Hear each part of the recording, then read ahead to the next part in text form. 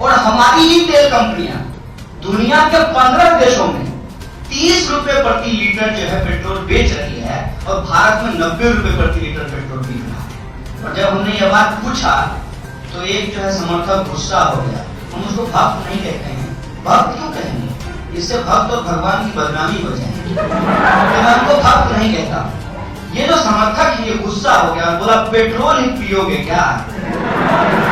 हम बोले कि स्मृति ईरानी जब यूपीए के वक्त में बढ़े हुए पेट्रोल के दाम का विरोध करती थी, उस वक्त उनका नाश्ता पेट्रोल और डीजल से ही होता था। डेमोक्रेसी में आप विरोध के स्वर को इस तरीके से क्यों दबाना चाहते हैं? आजकल बोलना बहुत मुश्किल हो गया है।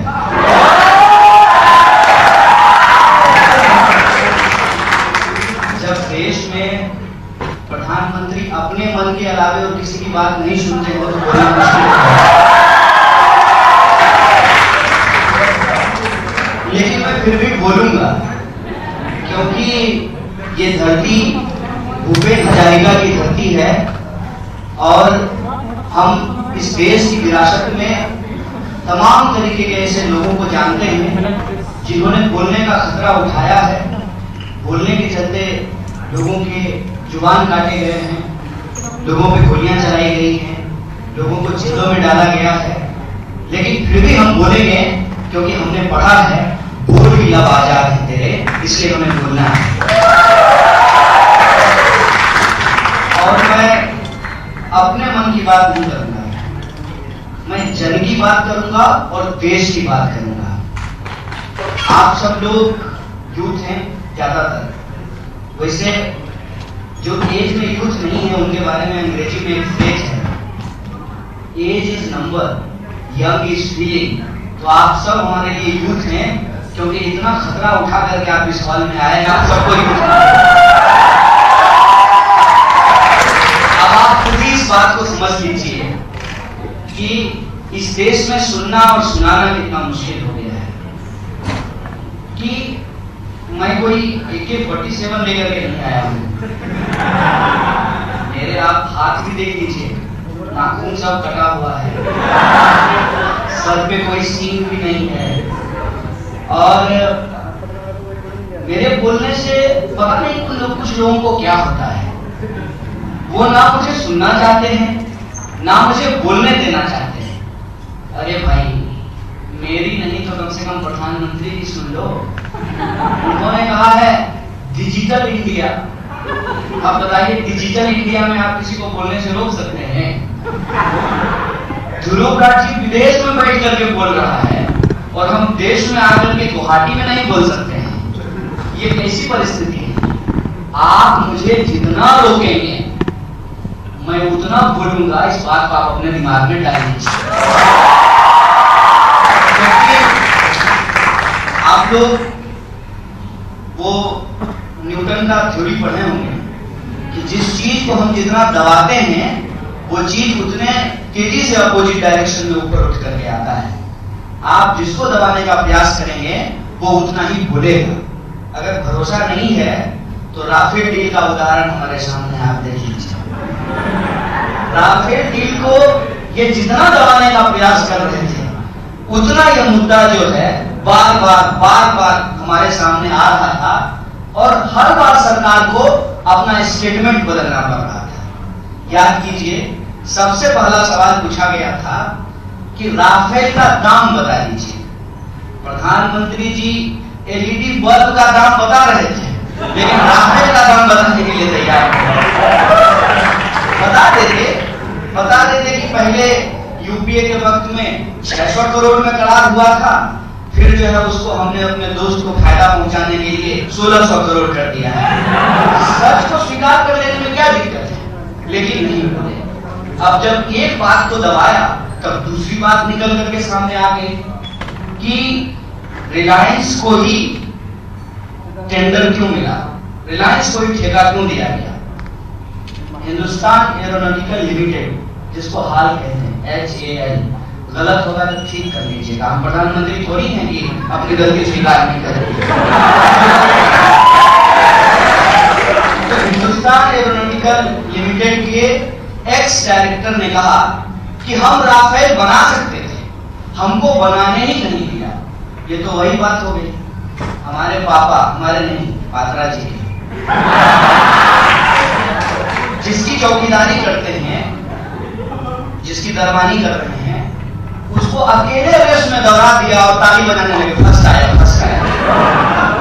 अरे दूसरी कंपनी को भी आने देते तो दूसरा झूठ जो यहाँ पे पकड़ा गया।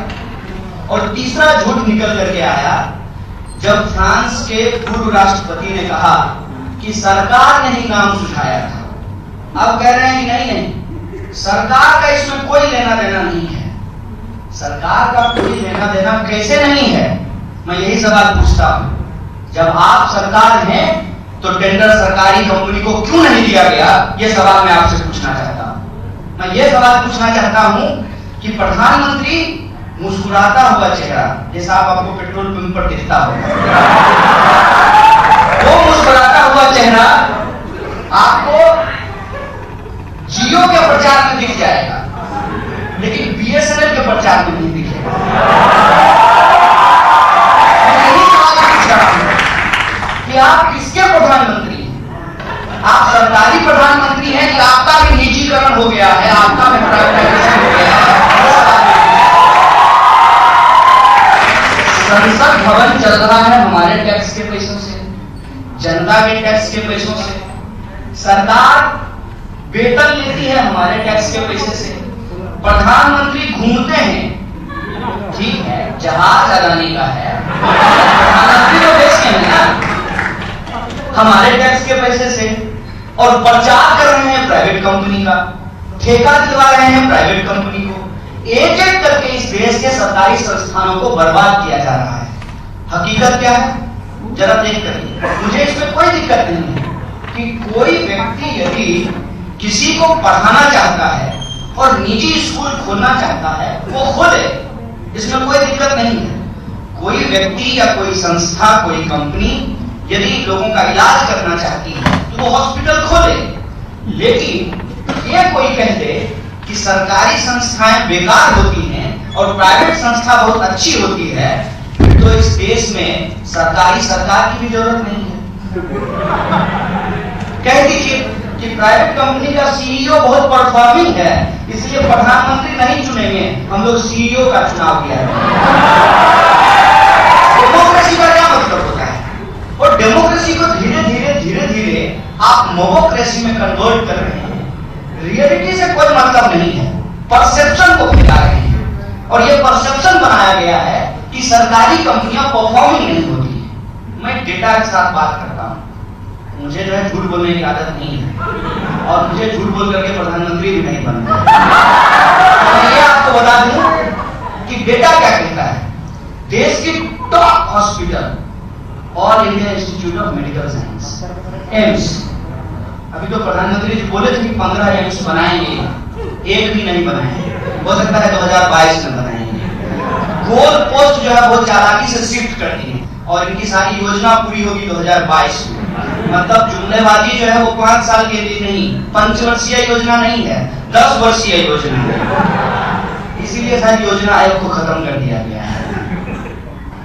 ये डेटा है कि इस देश की बेस्ट यूनिवर्सिटी जेएनयू है, और ये हम नहीं कह रहे हैं, देश के राष्ट्रपति ने बेस्ट यूनिवर्सिटी का अवार्ड दिया है जेएनयू को। और यूनिवर्सिटी ऑफ एमिनेंस का अवार्ड किसको मिला है?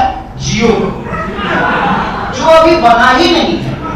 अब बताइए कि कोई यूनिवर्सिटी बिना बने ही कैसे बेस्ट हो जाती है? और जो ऑलरेडी बनी हुई यूनिवर्सिटी है उसके बारे में आप कोई चर्चा नहीं कर रहे हैं। बेस्ट हॉस्पिटल के बारे में कोई चर्चा नहीं कर रहे हैं, बेस्ट मैनेजमेंट स्कूल के बारे में कोई चर्चा नहीं कर रहे हैं, बेस्ट जो है साइंस के इंस्टीट्यूट के बारे में कोई चर्चा नहीं कर रहे हैं। ये परसेप्शन क्यों क्रिएट किया गया है? ये परसेप्शन इसलिए क्रिएट किया गया है कि आपका टैक्स का पैसा लिया जाएगा, हर 5 साल जो है चुनाव पे खर्च किया जाएगा, और सरकार जब चुन करके आएगी तो आपके टैक्स के पैसे को दोनों हाथ से इस देश के मुट्ठी भर कॉर्पोरेट के पीछे लुटाएगी। रियलिटी क्या है? रियलिटी ये है कि इस देश में टोटल एनपीए 10 लाख करोड़ से ज्यादा हो, 10 लाख करोड़। आज अगर आपका खाता है पीएनबी में तो आप भगवान कीजिए, कभी भी बैंक कह देगी कि हमारे पास पैसा नहीं है। आज रियलिटी ये है कि सारे खाता धारक पीएनबी का यदि सुबह जाकर के लाइन लगा दें अपने अपने ब्रांच में और कहें कि हमारा पैसा वापस कर दीजिए, पीएनबी वापस नहीं कर सकती है। आईडीबीआई बैंक को जो है बेचने की तैयारी की जा रही है और वो बिकेगा और साथ में साथ जो है एलआईसी का पैसा भी उसमें डूबेगा और उसको प्राइवेट इसलिए किया जा रहा है कि जितना एनपीए दिया गया है उसके बारे में कैग जो है कोई जांच नहीं कर सके। तो पैसा आपका लुटाया जा रहा है माल्या के पीछे, मेहुल चोकसी के पीछे और नीरव मोदी के पीछे। ये जो करप्शन है, इस करप्शन को हमको समझना पड़ेगा। कैपिटलिज्म को लेकर के एक बात कही गई है कि कैपिटलिज्म की रियलिटी क्या है आज में।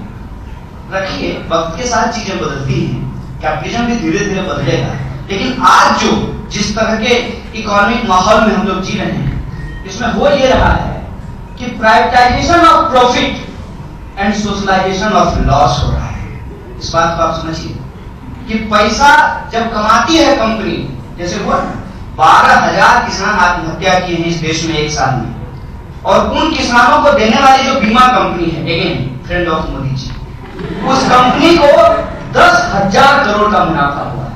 मुनाफा जब होगा तो कंपनी का और नुकसान जब होगा तो जनता का।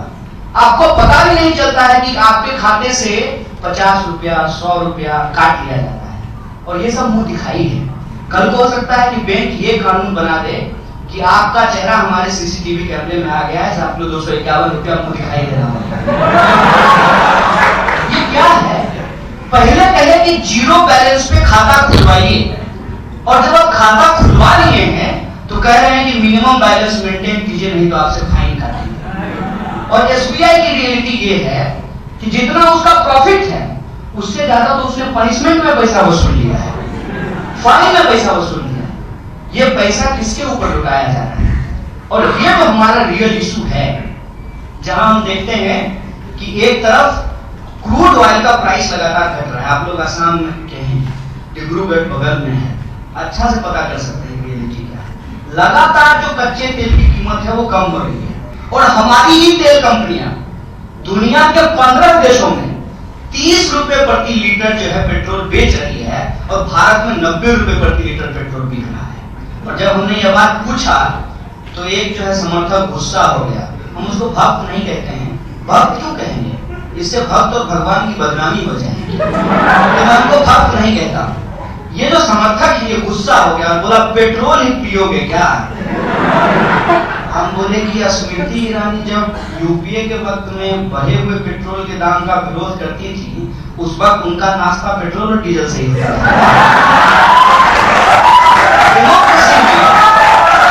डेमोक्रेसी में आप विरोध के स्वर को इस तरीके से क्यों दबाना चाहते हैं? वॉइस ऑफ डिसेंट को क्यों आप दबाना चाहते हैं? जो फैक्ट है आप उसको क्यों दबाना चाहते हैं? क्यों इस देश के रियल इश्यूज पे चर्चा नहीं होती है? रियल इश्यूज पे इसलिए चर्चा नहीं होती है, एक, इनको लोकतंत्र में कोई भरोसा नहीं है। एक एग्जांपल मैं आपको दे देता हूं। Who is this अमित साहब? What is this? How can he say कि वो जब 50 साल देश में राज करेंगे, और ये राज करेंगे क्या होता है? आप अकबर के औलाद हैं क्या? आप राज करेंगे? देश में राजतंत्र चल रहा है। कोई इंडिविजुअल खड़ा होकर के ये नहीं कह सकता कि हम 50 साल राज करेंगे। डेमोक्रेसी में जनता डिसाइड करेगी कि कौन जीतेगा और कौन हारेगा। ये कॉन्फिडेंस कहां से आता है? ये ईवीएम वाला कॉन्फिडेंस तो नहीं है। बार-बार समझता हूं, मैं सवाल नहीं खड़ा कर रहा हूं। ये भाषा कैसे आप बोलते हैं? ये भाषा आप इसलिए बोलते हैं कि आपको डेमोक्रेसी में भरोसा ही नहीं है। डेमोक्रेसी का मतलब क्या होता है? डेमोक्रेसी का मतलब ये होता है कि आप जब अपोजिशन में थे तो सरकार के फेलियर पे आपने सवाल उठाया, और जनता ने जो आप पे भरोसा दिखाया और जो उस वक्त की सरकार थी उसको सबक सिखाया कि नहीं भाई आप ठीक से काम नहीं कर रहे हैं, इसलिए आप सत्ता से बाहर जाइए, हम नया विकल्प लेकर के आए हैं। वही चीज आपके साथ हो रहा है। फिर आप ये सवाल लेकर के क्यों आते हैं मोदी नहीं तो हूं? कि मोदी नहीं तो हूं ये कहां से आ गया? हर वक्त के दौर में ऐसा हुआ है, जब किसी प्रधानमंत्री ने परफॉर्म नहीं किया है, उसके कैबिनेट ने परफॉर्म नहीं किया है, उसकी पूरी की पूरी गवर्नमेंट ने परफॉर्म नहीं किया है, तब जनता ने अपना एक नया विकल्प चुना है। हर वक्त ऐसा हुआ है। अगर ऐसा नहीं होता तो हम लोग नेहरू जी के बाद भी पूछते हैं, नेहरू नहीं तो हु। इंदिरा जी के बाद पूछते, इंदिरा नहीं तो हु। उस वक्त तो नहीं पूछ रहे थे, हु नहीं कर रहे थे। अभी हु क्यों कर रहे हैं? अभी हम ये हु इसलिए कर रहे हैं क्योंकि हमको लोकतंत्र का बेसिक चीज में भरोसा नहीं है। इस देश में पार्लियामेंट्री डेमोक्रेसी है और पार्लियामेंट्री मोड ऑफ इलेक्शन में हम प्रधानमंत्री नहीं चुनते हैं, हम अपना अपना मेंबर ऑफ पार्लियामेंट चुनते हैं। और वो जो हमारे मेंबर ऑफ पार्लियामेंट होते हैं वो जाते हैं, जिनका नंबर ज्यादा होता है उनका सरकार फॉर्म होता है, उनकी पार्टी की या उनके अलायंस का सरकार फॉर्म होता है। अब अलायंस की सरकार है। अब कई कई फोटो आप देखेंगे तो इनके समर्थक कहेंगे कि मोदी जी शेर हैं, होंगे, हम तो इंसान हैं।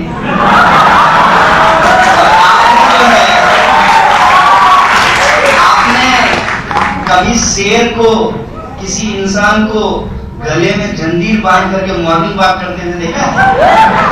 ये काम भी इंसान ही करता है। आप इंसान हो जाइए और आपको जो जिम्मेवारी दी गई है आपको निभाइए। और वो जिम्मेवारी ये थी कि आप पार्लियामेंट्री डेमोक्रेसी से चुन करके आए हैं। पार्लियामेंट्री मोड ऑफ इलेक्शन में यदि आप परफॉर्म नहीं करेंगे तो जनता अपना अलग विकल्प चुनेगी और ये हमेशा से होते रहा है। इसीलिए तो हर बार 5 साल में इलेक्शन होता है, नहीं तो फिर इलेक्शन करने की क्या जरूरत थी? कह देते कि जब तक मोदी जी जिंदा रहेंगे तब तक प्रधानमंत्री रहेंगे। जैसा अमेरिका का नाम आया तो कहते थे कि अमेरिका में प्रेसिडेंशियल मोड ऑफ इलेक्शन होता है। तो जब एक व्यक्ति के बीच में ही लड़ाई होगी तो जो है एक तरफ मोदी जी को खड़ा कर देंगे, दूसरी तरफ कोई और खड़ा हो जाएगा, फिर इलेक्शन कराने की क्या जरूरत है? दोनों में डिबेट कंपटीशन करा देंगे, जो जीतेगा उसको प्रधानमंत्री बना देगा।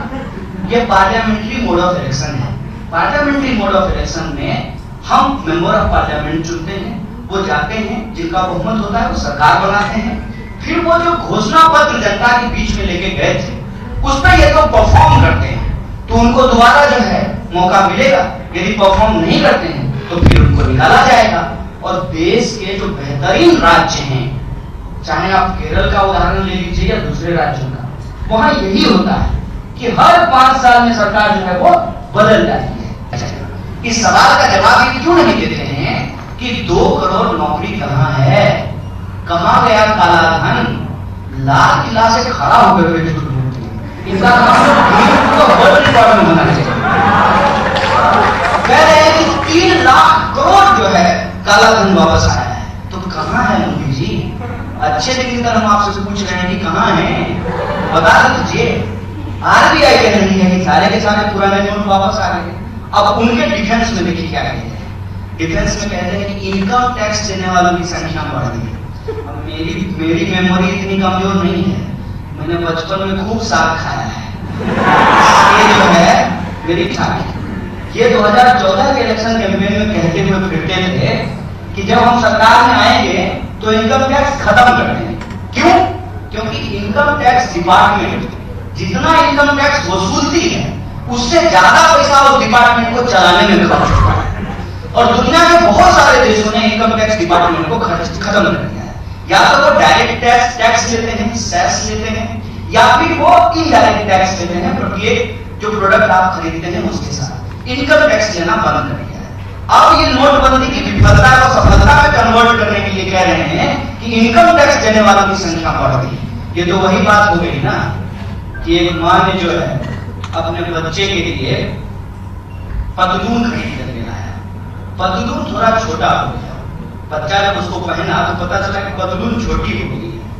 तो मां जो है बच्चा को समझाने लगी, बेटा आजकल यही फैशन है, अभी घर नहीं देखे हो। मतलब धोती फटी हुई है तो धोती से जो है रुमाल बना करके आप उसके रुमाल होने के फायदे के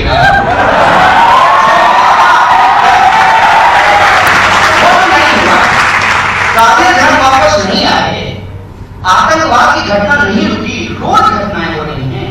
पिछले दिनों कश्मीर में जो है 3 पुलिस कर्मियों को मार दिया गया है। आए दिन जो है हमारे जवानों की हत्या हो रही है। खुद आज जो है इनका एक फेवरेट चैनल है जिसको इन्होंने मूवी बनाया है, वो चैनल आज दिखा रहा है कि देश में 59% हमले जो है वो नक्सली हमले हो रहे हैं।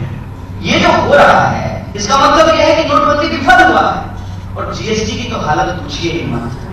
जीएसटी की सफलता के बारे में यदि कोई आपको कहे कि नहीं सफल हो गया है, उसको पकड़ करके किसी भी रैंडम बाजार में किसी दुकानदार के सामने खड़ा कर दीजिए, वो आदमी उस वक्त डेमोक्रेसी में भरोसा नहीं करता।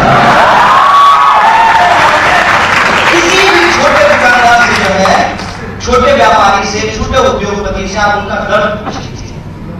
बेचारा मारवाड़ी लोग ट्रेडिशनली इनको वोट देता है, अब वो भी चल रहा है मतलब व्यापार में हम दूसरे को बेवकूफ बनाते थे, ये जो है सरकार ने हमको बेवकूफ बनाया।